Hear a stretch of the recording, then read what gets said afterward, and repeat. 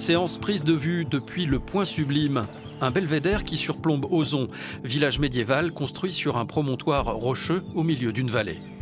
Les photos seront mises en ligne sur le blog de Jean Piludu, plus connu depuis une dizaine d'années sous le nom de Papou Poustache, comme l'a surnommé un de ses petits-enfants.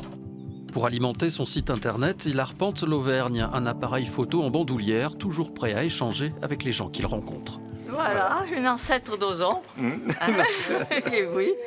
Voilà, oui, ma famille, elle est là depuis plusieurs siècles. Pour Papou Poustache, son village, Ozon, est une mine d'articles. Il y a toujours une nouvelle photo à prendre, une histoire à raconter.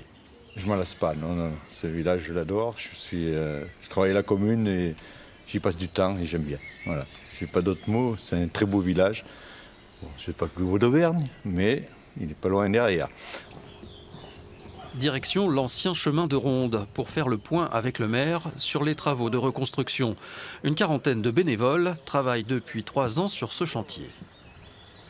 Aujourd'hui, donc, tu vois bien, on l'a aménagé, les murs en pierre sèche sont reconstruits. On a aménagé un peu plus loin un petit jardin des senteurs. Donc, il faut effectivement qu'on développe le tourisme grâce à ce chemin de ronde.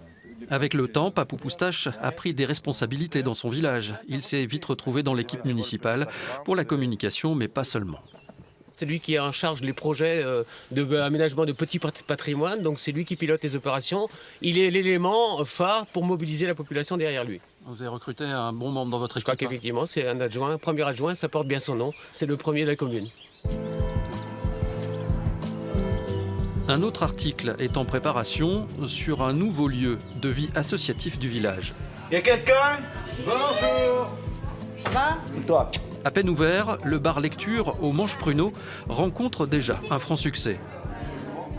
Vous avez eu du monde ce matin, là? Oui, on a eu 7-8 tables. Comment déjà avoir nous habitués, là? Après le terrain, le bureau pour mettre en ligne les articles. Papou Poustache y passe en moyenne 2 heures par jour.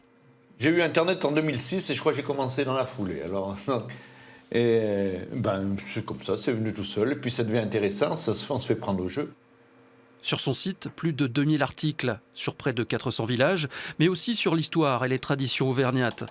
Le blog cpauvergne.com a déjà attiré plus d'1 million de visiteurs.